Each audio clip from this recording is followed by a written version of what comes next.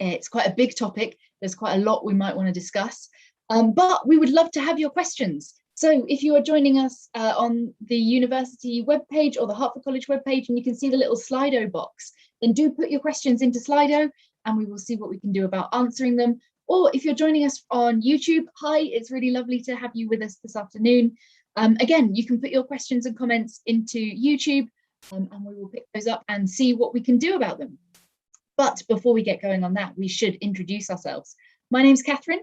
I'm the STEM Outreach Officer at Hertford, which means that I do things like work with schools, but I particularly focus on STEM subjects. So that's science, technology, engineering, and maths. But I am very much not the star of the show today. We have got an excellent panel of students here to give you lots of insight. And so they should introduce themselves. Let's start with Amy. Yes, hello internet, or whoever's watching. I'm Amy. I'm going into my second year of studying geography at Hertford, and I'm very excited to see if we can answer any questions. I'm Ashley. I'm going into my third year of studying computer science and philosophy at Hertford. I'm Jay. I'm going into my fourth year studying engineering at Hertford. I'm Juliet. I'm going into my second year studying PPE at Oxford. Hi, I'm Matt. I'm going to study my second year of medicine, starting to see a theme of second years here. And I'm from Lancashire in the northwest. Hi, I'm Sam. I'm going to be a second year chemist, and I am also from Lancashire as well. There we go, very nice.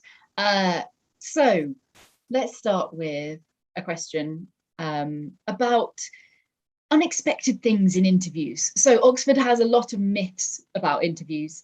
I would like to think that they're pretty much entirely untrue, but did anyone have anything unexpected in their interview? Is that Matt nodding? Yeah, very much so. And the odd thing is as well, I know a few people who also had this interview, and it seems only a couple of us were asked this question. I think perhaps it was designed to throw us off a bit, but none of the others were. And it was simply, in what ways is the human body similar to a fridge? Which was really odd at first and kind of strikes you quite strange. But then, you know, sort of ask questions, and like any of the other questions, I'm sure will be the theme as we talk about interviews today, is that the more you start to think about it and discuss it, you realise it is related to the subject. And it's, you know, it's a question about like heat conservation and blood flow and things. So it was an odd one though. How about we talk a little bit about the kind of mechanics of interviews, in the sense of like how many interviews you have, how many people are in an interview, how long an interview is, all that kind of stuff. So who can kick us off with a sort of one-on-one about interviews? The sort of general info, headline stuff. Amy, go for it. I think I'd start this off by saying that like it differs between colleges and between subjects. So even what we say, it even differs between years. So what I did is that I applied to Hertford, and we were told that even if we were going to get reallocated, so you might end up getting an offer at a different college, I would still only get interviewed at Hertford. So I ended up having 2 interviews. They're about 20 minutes each. And for geography, it fits very nicely into the kind of physical side of it. So more like natural sciences, oh, what does the earth do? And then the human side of it, more about society. So that fit very well into 2 kind of topics for the interviews. So I ended up having 2, and one of them was with the human tutor and one was with the physical tutor. And I wasn't told before this, but we got pre-reading. So I got a big map, classic geography style, for each exam. And then I got about 20 minutes to analyze it in the library, and they gave me a little list of questions to prepare. So I went into the interview thinking, okay, I've got something to talk about. I've got these questions. And then, of course, they busted out some really strange things that fed off that, but was quite an experience. But I would say, just for interviews in general, like everyone's own experience is different, and especially this year with Corona and last year with Corona, it's been a bit of a mix. So take what we said, but also, you know, it might be different for you. Amy, you were talking there about being given something to look at before an interview. So I think that quite a few subjects sometimes do that. Did anyone else have that, where they had something to look at in advance? Can we go around and find out what those were? Should we start with Ashley? what did you have and what did you have to do with it? So I think we had sort of tests the day before our interviews, but they weren't tests in the usual sense. It was more, they wanted to give us a set amount of time to look at these questions, but then also we could think about them overnight. And then they'd have our scripts, so what we did in the set amount of time, and then ask us more about the different questions. And I think this was for both philosophy and computer science. And it was quite helpful for them to see as well. And this is what the tutors said, that they wanted to see, how you can react to stuff, but also how you think about things on reflection. Very good. And Juliet, did you say you were given something before your interview? Yeah, we were given something in a very similar fashion to the computer scientists. So for each of the 3 interviews, like the day before the first interview started, we sat down and we kind of spent a couple of hours looking over this and writing down our thoughts. There were quite a few math problems for economics. I would say that's just to be expected. Like, it varies between the colleges. Hartford tends to have a very mathematical economics department, so that's why we had a bunch of math questions. But generally, they were mostly used as a conversation starter in a similar way to how you, I guess, to how Oxford functions generally. You write an essay or you do some problems, and that kind of forms the basis of what you discuss then with your tutors in a tutorial. So they're looking for you to be thoughtful. They're looking for you to have thought about it, but then also to be teachable. I've kind of been emphasizing that point because they're humans too. They want to make sure that, and they're going to be stuck with you for 3 years. They want to make sure that you are teachable. Fair enough. So Amy was given a map, Ashley and Juliet were given problems. Was anyone else given anything else in advance? No, they were all just stuff in the interviews. Oh, Amy, do you have something else? I will mention that I got a map, but I know I've got a friend at another college who was given a bag of sugar, a literal bag of sugar, and just told to talk about it. And I know another friend who was told to roll some dice with some different topics on it and just see what they landed on and see if she could talk about them together. And geography is pretty wacky like that, but I feel like that is the kind of strange and kind of out there questions you don't really think about that Oxford does try and throw at you. So yeah, it's a mixed bag. But you could also maybe be given in other subjects, you might be given like a text in advance or like a poem to have a look at, to sort of maybe do some analysis on, or something like, or like Amy was saying, a physical object to have a look at. So there could be some variety in there. Okay, we've got a question in, and this is actually a nice general question. Question says, is there any way I can prepare for the interview? So think back to the time just before your interviews. What did you do to prepare? Or maybe you think there were things you should have done that didn't do. Or maybe you think that there are things that you did do that you really didn't need to do. What maybe would you suggest someone might do to prepare for an interview? Jay, did you want to start on this one? Yeah, so I guess I'm speaking more from like a science perspective, but for any that they're going to ask you some maths, physics questions. And so what I found really helpful was going to the website iwanttostudyengineering.org, and it just has kind of out there physics and maths problems which are very much emphasize problem solving as opposed to like learning content. And I found them really, really helpful just to get me in the mindset of like curveball questions, like everyone's been saying. And then I think what also helped was talking about bits of engineering that were interesting to me with friends, or even like with my parents, or I'm very used to talking about the subject, because like at the end of the day, the interview is a conversation. And obviously it's brilliant if you have someone who's like trained to give you interview prep, but it's also kind of really good just to feel very comfortable talking about your subject, and talking about the bits that you really enjoy about it. Yeah.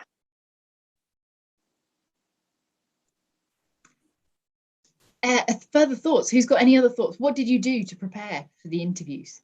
What kind of stuff? Sam? Yeah, very similar things to Jay there, especially with sciences. So make sure that you practice difficult questions that don't have obvious answers. So for me, I did lots of Olympiad questions, the chemistry Olympiad. which I found really useful, because obviously you're not going to know the answer all the time, and especially talking to your peers about it as well, discussing your ideas, seeing what they think the answer is really nice. Also, definitely practice with somebody. Maybe get one of your teachers to do a mock interview with you, so you can go over your thought process and how you approach certain questions.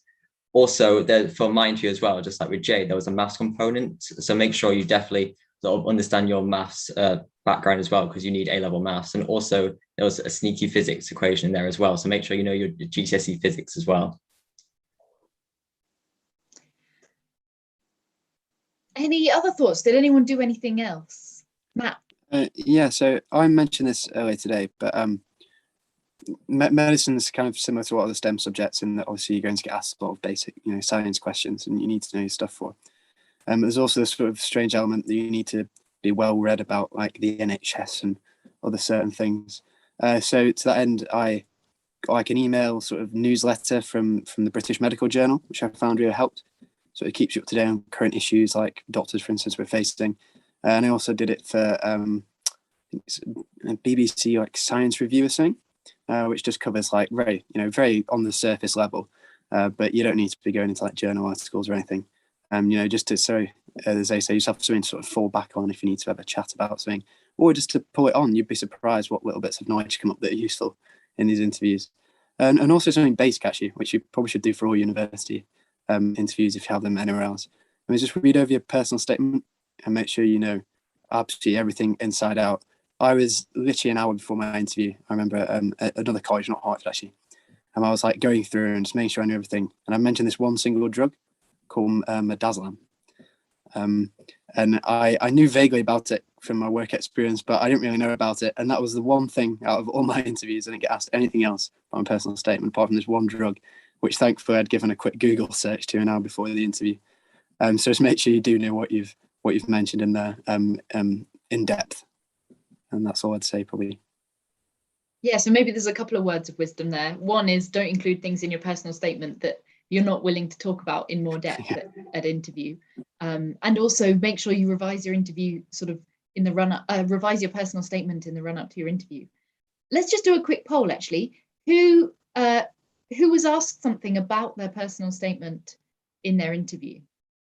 Give me a wave if something from your personal statement came up in an interview. Yeah, okay, so we've got 3, 4 out of 6. So some people did have questions about their personal statement, some people didn't. It might vary by subject, it might just vary by interview as to what the tutors are interested in asking, interested in finding out about. So that's sort of, it's quite a mix, but knowing what's in your personal statement and being happy to talk about it is definitely going to set you off to a good start. Okay, we've got a question here which says, why are there multiple interviews? I thought there would just be one. So let's break this down. First of all, how many interviews might you expect to have? Who had just one interview? Did anyone have just one interview? Hands up for 2 interviews, 3 interviews, 4 interviews. Okay, so that's the kind of range you might be looking at, and that is also going to vary subject to subject. And even within a subject, sometimes it varies a bit depending on which colleges you get interviewed at, because you'll usually be interviewed at one college, the college that is inviting you to interview, but also a second or maybe even a third college. Who can talk a little bit more about having multiple interviews, about having more than one interview? Ashley. Yeah, so philosophy is one where, at least at Hartford, and I think maybe the other colleges too, there's a minimum of 4 interviews, which is quite a lot. And our tutor does sort of explain this to us. He says it gives us more opportunities to show how good we are, because they know that students could be nervous and things like that. And it's quite easy to spot if a student's messed up something because of nerves or something like that. So they have these different opportunities for you to really shine. And also everyone has at least one interview at a different college, just so that the colleges can share around the application pool that year and get a sense for what the candidates are like overall, just to make things fairer with their decisions. And for example, you might get an offer from a different college instead if it just so happens that a lot of good candidates have applied to your college. And sometimes also you might find out after your first interviews or the number of interviews that you were told you'd have that you might have some extra ones. And those usually aren't anything to worry about. You just go in and treat them as your previous interviews. It's more just like the tutors are still interested in you, but they want to give you another opportunity to shine. It means you're definitely still in the running. So yeah, so if you've got extra interviews and some of the other candidates don't worry.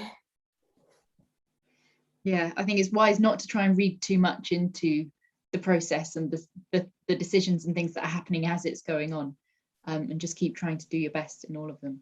Did anyone else want to talk about multiple interviews or how that worked for them? Anything to add? Jane? Yeah, so for engineering, certainly in my year, everyone was told that they would get 2 interviews, one at their college that they applied to, and then one at a randomly assigned other college. My randomly assigned other college was Hartford. So yeah, I think it's just a really good opportunity to kind of, yeah, give you more opportunities to find the college. Some years, like some colleges are oversubscribed, so it's handy to have interviews at other colleges so that other tutors can have a look and see whether there might be a place for you there. But yeah, I think even it's kind of quite strange now, because I think back to both of the interviews and I know not only did the Hartford one go much better, but I felt so much more kind of comfortable in that interview room as opposed to the first one. So yeah, that's definitely kind of matching you up with kind of the college that suits you as well. Excellent. All right, let's have another question. This is a nice question. Are the interviews any different for international students? So before we dive into that, I should preface this by saying that for 2021, interviews are going to be online again for everyone.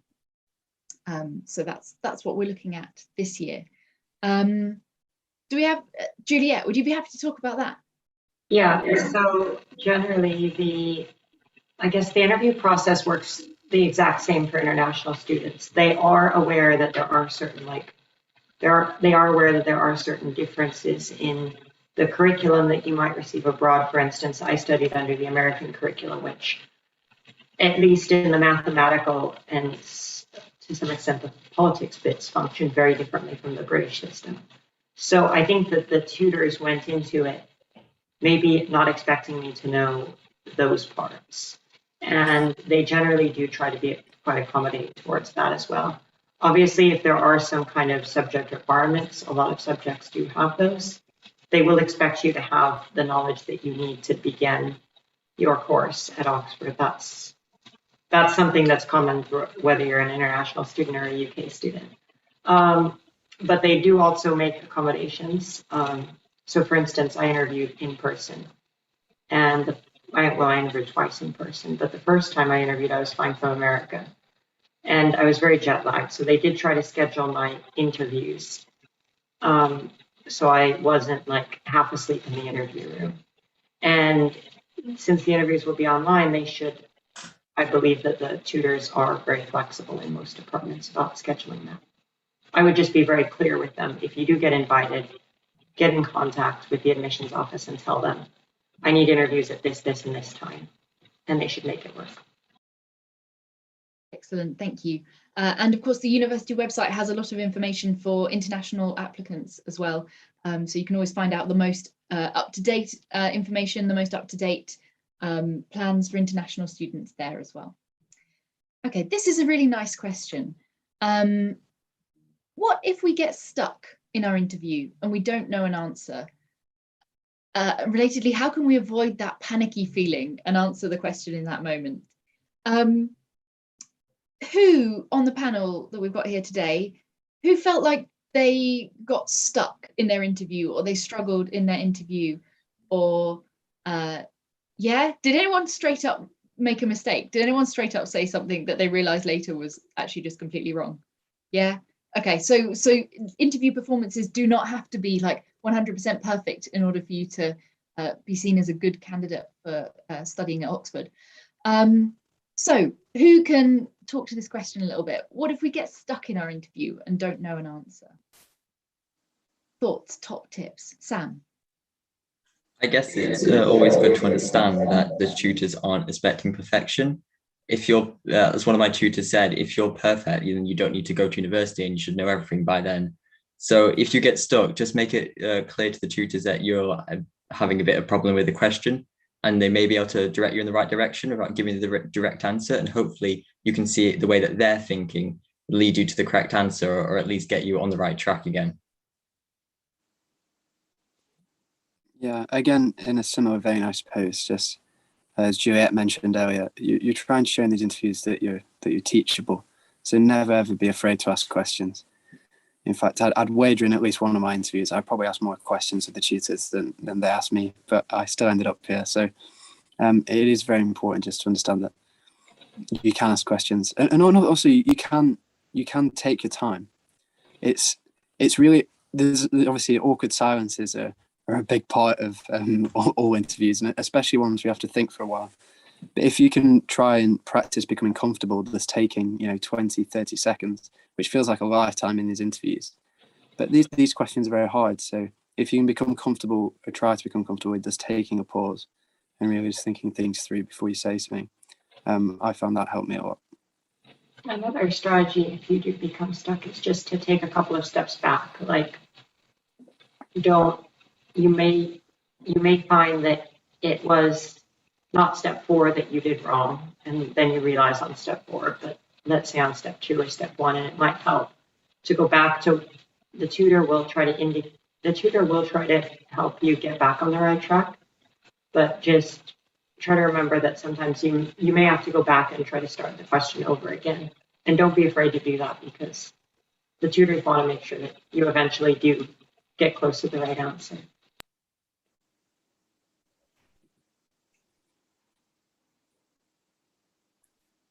I guess you have to remember to say things out loud. You don't need to be speaking the whole time. As Matt said, you can sit with the awkward silences while you think, but then if you think you need some help, it would be helpful to sort of at least use whatever words, in any way, try and get across what you were thinking or how you thought it could have worked, but maybe there's an issue. Or I guess if you're stuck on something, it means you've thought about the problem enough to have some sort of understanding of it as to like why you don't have the right answer, or what sort of issues come up. So if you can try and explain that to the tutor, the tutor will often in the interview just sort of be like, yes, and then identify something in your way of thinking and then guide you from there. Yeah, I completely agree with what everyone said. I think also what was quite interesting in one of my interviews is they actually asked me a question which you couldn't answer. They posed me a problem where it was impossible to get a solution. And I was very stressed at that point, because I was like, I have no idea what to do this. Yeah. But I think the most important thing is just to take a second, and then if you can, try and explain to them why you're having trouble with the problem. Be like, I understand this, but now this bit makes me feel a bit confused, and try and explain that. Because if you're in a tutorial, which is a sort of one-on-one teaching, you come to them with a question, they'd ask you why you were stuck. So try and treat it like that, as a learning opportunity, because that's what I did, and they ended up being like, yeah, no, you can't answer this, sorry. Yeah. A bit of insight there on what might go wrong in an interview, and how to tackle it when you get there. Let's think a little bit more about practicing for interviews in terms of preparation. Are there particular interview questions that you practiced or prepared? Were there particularly good places you found kind of practice interview questions? Did you do practice interview questions? Or actually, did anyone do a full mock interview at all? Who can talk a little bit about practice questions or mock interviews, that kind of thing?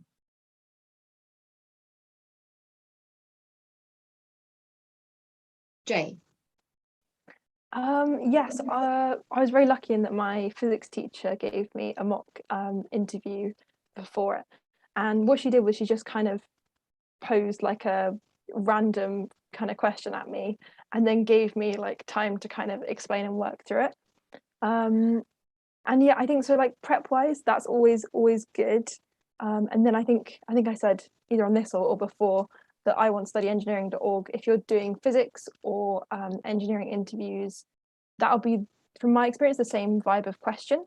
They might be kind of maybe a little bit harder, but it's kind of the same kind of, you're given a very new problem, which you're not expected to have any kind of prior knowledge of, and they want to see how you think and help you through it. Yeah. Amy? I guess the really standard question, I guess, is always good to prepare is the classic, like, oh, why do you want to study your subject? And also, why do you want to study at Oxford? I feel like a lot of the time, obviously Oxford is like, it's the name and everything, but I think the reason why lots of us like studying Oxford is genuinely like the community and the kind of way they teach it. Kind of small group teaching and stuff is very helpful. So kind of figuring out why you want to study this course at this uni and kind of figuring out all the little small details are quite good. What I did to prepare, which didn't actually come up in my interview, but would be useful in general, is to work off your personal statement, because a lot of the time that's kind of used as a sort of like a springboard for interviews, not in all cases, but sometimes. And it's also good to kind of just like solidify your interests, because obviously your personal statement will be about that. And that's kind of things that could come up in an interview. For example, if they say, oh, have you seen anything interesting in, I don't know, the news, you can kind of bring up stuff you're interested in. So I would say the personal statement's a pretty good place to start from. I guess if you do more STEM subjects, they'll give you sort of syllabus kind of thing you could work off as well. But I know definitely for me, it was a lot of trawling through current affairs and just kind of trying to get my head around, oh, what do I actually love about my subject and which areas am I actually really interested in? So kind of honing in there and figuring out what I really enjoy. Does anyone else want to chip in on things like where to find practice questions or mock interviews or anything like that? So one good source of questions is the university website. There's a list of sample interview questions on the university website. And some departments also have got extra resources around interviews, and you may be able to find mock interview videos as well. Some of them from the university or from various colleges, which will give you a feel for what an interview in that subject might look like. So that's perhaps something worth looking at as well. We've got a question here specifically for Matt. How is the interview structured for medicine? Can you talk a bit maybe about what your interviews were like? Yeah, of course. So I had 3 interviews. 2 were at a different college to Hertford. It was at Brasenose College. And they were 2 sort of around 20-minute interviews. And they were both actually very different. So my first interview, with the fridge question, and then that interview was very sort of discussionary. This one was not so in depth into the science of medicine, but more sort of the ethics and sort of things surrounding like clinical medicine. So I remember I had a question talking about vaccinating children and immunosuppressed people at school, and essentially I kept giving an answer, and whatever answer I gave, the lady who'd asked the question would then flip it back on me, and she was just playing devil's advocate, essentially, trying to get me to broaden my arguments and settle on a point of view which I eventually had to firmly believe because we were running out of time. And then another one was I got given a bunch of symptoms of someone and had to do what's called a differential diagnosis, where you work through all the different systems of the body, and you eventually lead to an answer. But then, likewise, in my second interview at Brasenose, I came in and one of the professors just said, so I want you to ask me about something that you're really interested in, that you've read or is in your A-level course. And then honestly, the confidence on this man was unbelievable. And then he knew whatever I'd say, he knew more about it than me. And he did. And then we based most of the interview around that. In terms of like the practicality, some more practical questions, got shown a lot of graphs and had to sort of talk through those and figure those out. I'm sure that's similar across a lot of STEM subjects. Graphs is a big thing, just interpreting them. And then a lot of things not doing statistics, but sort of thinking about statistics. So thinking about population health and how we design clinical trials and what makes a good trial. And I got asked lots of questions about clinical trials actually, but what makes data sort of representative of the whole population. But as you can see just from that brief, 2-minute spiel, that you can be asked to be so many different things. But in general, it's sort of discussionary, I guess, a problem on paper, which I had a couple of, or graphs was generally the format for medicine. Thank you, Matt. But tying into something you just said about writing stuff down, did people tend to have something like a notebook or a visual aid, whiteboard, something like that, where they could write things down? We've got a bit of a mix. Some people saying yes, some not so much. But presumably, was that provided in your interview? Was it something you took along? How did that work? I just wanted to say that, like, for the in-person interviews, they did take away like notepads and paper and stuff for 2 of the interviews. But for the more mathematical interview, they did give us a bunch of graphs and a bunch of kind of ugly mathematical problems. The most important thing is, obviously, if you don't understand, they're there to like explain it to you. But generally, if it's going to be online, they should be pretty accommodating regarding like technical stuff. Yeah, so it sort of would depend on like what the question is and what the styles of the questions are. If they're questions that are going to be easier to answer on paper or on a whiteboard, then there'll be paper or a whiteboard for you to give your answer on. But if it's more like a discussion, then maybe that will be out loud rather than really asking you to write anything down. But as Juliet mentioned, with online interviews, it does look a little bit different. The exact sort of technical specifications and things will be available on the university website. But last year we had a number of, it sort of varied by subject, but a number of subjects used tablets for you to write things down on, where the interviewers could see what was being written on the, it was sort of a shared whiteboard, essentially. So sometimes that's the way that the interviewers try and see what it is that you're writing and thinking. So we've got a question here. Roughly how long do the interviews last? Who can talk a little bit about that? Sam. Yeah, so for my 2 interviews, they both lasted half an hour, but it wasn't 2 consecutive topics for half an hour. It was split up into 15-minute sections for the 4 different areas of chemistry that you'll learn in your first year. I'm pretty sure that's the standard for most interviews. Some of them may go over, some of them may go a little bit under. I guess it depends on how the flow is going of your interview and if you need to like cut off right now, or if the tutor will let you carry on a little bit. Amy. Yeah, I know that for our ones, they were pretty back to back. So they tried to keep the timing right on schedule, but they tried really hard to let you have a space to ask questions at the end. I ended up just saying, I like your cat. It wasn't very academic, but you do get a chance to kind of ask anything back. I know that one of the questions that someone asked, which is a lot more impressive than mine, was there anything that you thought I should have mentioned that I missed? So there were kind of opportunities to kind of, not exactly gauge how you did in the interview, but kind of like find out more about it if you're interested. In that opportunity at the end for you to ask questions, as a rule, that's all it is. Like, you don't, it's an opportunity. If you want to take it, that's great. If you don't, that's totally fine. What you say in that bit is generally not marked by the interviewers, is not really considered. It's genuinely a space for you to get information if you want it. So the interview is done at that point, essentially. All right, we have got a question here, which is just starting to edge away from the core topic of interviews, but we're going to take it anyway. If you're watching on YouTube, you feel free to drop us your questions and comments there, or if you're watching on the university web pages and you've got the little Slido box, you can put your questions there. We have got about 10 minutes left to go, so we've got plenty of time to take a few more questions yet. This question says, before having your interviews, was Hertford the college you wanted to go to, or did you have a choice of colleges that you liked? If you did choose Hertford, why? Let's see. We'll take a couple of answers for this. So did you apply straight up to Hertford, or not? No, Jay, you didn't. And Matt, you didn't either. Jay, do you want to talk about that? Yeah, so I don't think I actually put too much thought into the college that I applied to, which was a really terrible idea because it's only by luck that I've ended up at Hertford.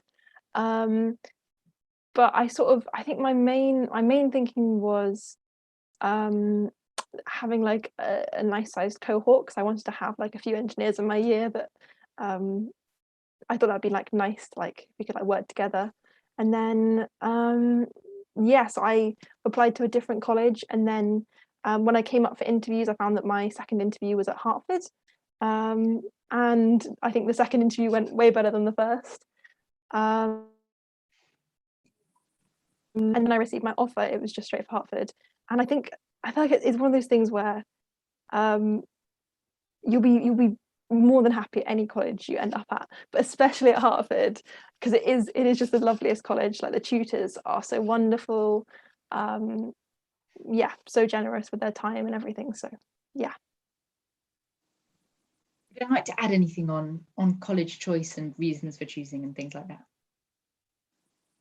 Yeah, I think as Jay said, like, you will end up happy wherever you go, and as soon as you get the letter, you know, you will defend your college to your last breath and claim till your dying day that it's better than everyone else. But in terms of actual consideration, it's like Jay said, size is quite a good consideration. So I know I wanted a kind of medium sized college, because there's some really big ones with literal big geographical spaces. And my thing there was I just didn't want to be another sort of face in the crowd that no one knew. But likewise, I didn't want to, you know, worst case scenario, you know, you say fall out with like in a teeny small college, and you know, it's not so good. So Hertford's a really nice size because there's lots of people in some fairly small spaces. So you meet a lot of everyone, and it's a really good size. Excellent. Let's steer back towards interviews now. Interviews are often said to be kind of like a tutorial at Oxford. Now that you've all had at least 1 year of tutorials, and in some cases somewhat more than that, do you think that squares up? Do you think your interview was like your tutorials? We're seeing a few nodding heads. Does anyone want to comment on like what interviews are like compared to tutorials, and sort of why interviews are useful in that way? Sam. I guess between tutorials and interviews, the similarity is the fact that you're being pushed by the tutors to try to like get to the right answer, and also like try to push your thought process, see what you're thinking, how do you approach questions, and how you're able to go about answering them. I guess like the main difference between a tutorial and interview is, for a tutorial, you've done quite a lot of prep beforehand. An interview is completely blind. You don't know what you're going to be asked. You don't know if you're going to know the answer straight away, or have to work through it, or have no idea. So with a tutorial, you get a little bit of chance to know exactly what you're going to be asked, and like sort of prepare in advance as much as you can. I think that seems fair enough. You mentioned there that interviews stretch you. Who felt stretched by their interview? Did anyone feel like it was just a walk in the park? No, okay, that's fair enough, I think. I heard from, well, this is a third-hand account, but from my politics tutor generally says that they meet with all the students very casually after the interviews, and they generally say that the ones who found it easy generally did do worse. So like, don't be surprised if they push you, or I find this to be similar in a tutorial. If a tutor is pushing you, or if the tutorial seemed really difficult, it's because they really wanted you to understand the subject. They genuinely have the space in the tutorial, and this might be the difference with the interview. In the tutorial, they have this space to push you to really get you to try to understand whatever it is that week's tutorial is about. And so that's probably the main similarity as well. Did anyone feel like they learned something in their interview? Yeah, maybe not, but maybe. Jay, how did that work? So for me, they posed me a question on differential equations, and I hadn't studied them yet. And so they taught me how to solve different, like an easy differential equation in the interview. And we went through it like really, really slowly together. And that was really nice because I expected them just to be like, oh, we'll do something else. But actually, like, having faith that I could kind of get a grasp on it in like a very short period of time was really lovely. And yeah, building off like a previous question, I do think like my experience of interviews is very similar to tutorials in that, yeah, they are trying to kind of stretch you, but also they're trying to help you solve problems, whether that's help answering questions or on a topic. But yeah, I think certainly with like those kind of questions, yeah, very similar. Very good. Right. Oh, Sam, go for it. I was just going to quickly mention it was like nice sort of like going through this entire year, like with lectures and going through textbooks, you're just like occasionally spot something like, oh, I was asked that in the interview. Oh, I get to learn exactly how it works now. I just thought that was like a nice touch and pretty fun. Ashley, did you have something you wanted to add as well? Yeah, I mean, my answer to that question is I feel like I definitely did learn a few things in my interview, but it was quite a few years ago, so I haven't retained what I learned in the interview. Fair enough. Juliet? I just thought I'd quickly mention that I learned something in the place I'd least expected. In my last economics interview, they showed us a like spatial graph of how to model political competition. And it was something that was relatively new in the research in economics. And it was something that I just had never come across before. But then coming across it now and using it as a staple of like first year politics was just really cool and really inspiring. Excellent. All right. We have got 2 minutes left of this live stream today. So I want everyone's top tips for interviews. Now, this could be like how to prepare, or it could be like how to, like what to do in the interview, how to kind of mentally sort of set yourself up for the interview, anything like that. Top tips for Oxford interviews. I think going first is the easiest job, because then no one can steal your thunder. So who would like to go first? Amy, go for it. I would say a classic is like, don't be afraid to be wrong. Like, it's much better to say something that you've been thinking about and is wrong than just sit there in silence. It's much better to say, oh, is it this, and have it no, and then be corrected more on the right path than you just sit there in silence. Because it's also, I feel like not being afraid to be wrong also kind of leads to you talk about what you're thinking, which is really what they want to hear. Sam? Yeah, especially with the science subjects as well, as you're working through the problems that you're being set. I don't know for the humanities, but you'll always be asked like write something down. So as you're working through the problem, make sure you're writing down what you're saying as well, because these tutors are going to interview 20 to 30 people, and the only way they're going to be able to remember you and what you said is by what you've written down. So make sure that you write down what you're doing.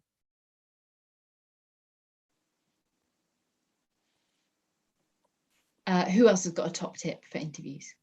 Matt? Yeah, I guess as Ash said earlier, just thinking out loud is really helpful as you're going through, because you'd be surprised if you bring up something like past knowledge that you have, where those tangents can lead, because tutors can just pull on those little tidbits of knowledge that you've got, and they will pull an answer out of you if it's the last thing they do. So thinking out loud is really helpful. Excellent advice there. Ashley? Some advice that I heard before my interview was that it's a sort of tip to get yourself in the right sort of mindset and to be less self-conscious, was to think about how you are talking to, you know, one or two other people in the room, and like the tutors are people, and they're like meeting you also for the first time, and so you also want to maybe bear in mind trying to put them at ease, and it maybe gets you to think about how you could explain things more clearly, because you're explaining them to another person rather than explain them more clearly so that you can get in and things like that. I think it's just a nicer way to switch it around. Very nice. I'm sure the interviewers would appreciate that. Who has not gone yet? Juliet, go for it. I just wanted to say, like, yeah, building on what Ashley said, treat the interview like a conversation, as if, let's say you were in a cafe and you had met these wonderful interviewers for the first time. And they happen to know a lot about your subject as well. So definitely, and it helps you to show, I say that because it helps you to show yourself, like the tutors don't want you to act like someone else. The tutors want you to act like yourself in the interview. So just keep that in mind. And Jay? Yeah, I think just simply be completely honest if you just don't understand something. Be completely honest if you'd like them to clarify it more or to phrase it in a different way. Yeah. And from an engineering perspective, drawing a diagram always helps. Yeah. Excellent. Well, we've got some very sage words of wisdom there from all of our students. Thank you. A massive thank you to our panel of students here for all of your thoughts and insights into how interviews were for you. You can still have one opportunity to talk to some of our students today. We've got Zoom chats beginning at 4 o'clock. If you go to the Hertford College website, www.hertford.ox.ac.uk, and you click on the big banner at the top, then you can sign up for one of those. And it's just really informal. It's just a chance for you to have a chat with some students, ask any questions, get a bit of insight, anything like that. Thank you everyone for joining us this afternoon. Thank you for all of your questions. It was really good to hear what you wanted to know about interviews, and for us to be able to put those questions to our panel of students. I hope that has been helpful. I hope it's been enjoyable, and I hope you enjoy the rest of the virtual open day. Thank you, everyone.